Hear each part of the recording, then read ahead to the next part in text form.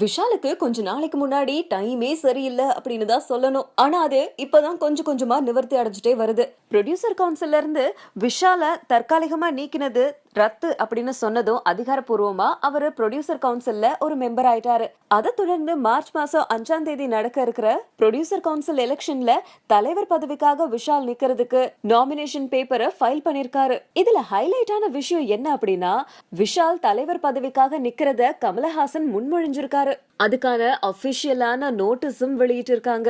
இதுல கமலஹாசன் தயாரிப்பாளர் சங்கத்துல நிரந்தர உறுப்பினரா இருக்கிற விஷால் கிருஷ்ணா அவர்களை சங்கத்தோட தலைவர் பதவிக்காக முன்மொழியறேன் அப்படின்னு சொல்லியிருக்காரு. அதே மாதிரி பிரபுதேவா விஷால தலைவர் பதவிக்காக வழிமொழியறேன் அப்படின்னு அதுல போட்டிருக்கு. இந்த ரெண்டு பேருமே ப்ரொடியூசர் கவுன்சில்ல நிரந்தர உறுப்பினர்கள். ஒரு டெலிவிஷன்ல விஷால் நடிகர் சங்கத்தை பத்தி தப்பா பேசினதாக அதுக்கு மன்னிப்பும் விளக்கமும் கொடுக்கணும் அப்படின்னு ப்ரொடியூசர் கவுன்சில்ல இருந்து விஷாலுக்கு நோட்டீஸ் ஒண்ணு கொடுக்கப்பட்டுச்சு.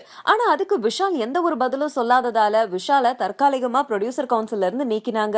இந்த விஷயம் கோர்ட் வரைக்கும் போச்சு. கோர்ட்ல விஷால மன்னிப்பு கேட்க சொன்னாங்க. அதுக்கப்புறம் விஷால் மன்னிப்பு கேட்டதை தொடர்ந்தும் ப்ரொடியூசர் கவுன்சில்ல விஷால உறுப்பினரா சேர்த்துக்க முடியாது, அவரை தற்காலிகமா நீக்கம் பண்ணதுதான் அப்படின்னு சொன்னாங்க.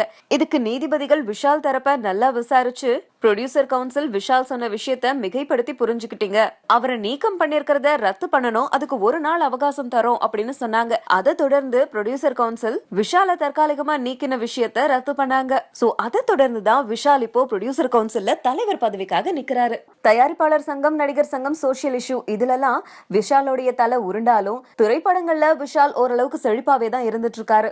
ஆனா இன்னொரு படம் ஒண்ணு உருவாயிருக்கு. அந்த படத்தோட போஸ்டர்லாம் அதிகாரப்பூர்வமா இன்னைக்கே அறிவிக்கிறாங்களாம். அதுதான் ஜீவா ஸ்ரீதிவ்யா நடிப்புல உருவாயிட்டு வர சங்கிலி புங்கிலி கதவை திற திரைப்படம். A4 ஆப்பிள் நிறுவனம் சார்பா நம்ம அட்லி தயாரிக்கிற திரைப்படம். ஃபாக்ஸ் ஸ்டார் ஸ்டுடியோ நிறுவனம் இந்த படத்தை வழங்க இருக்கு.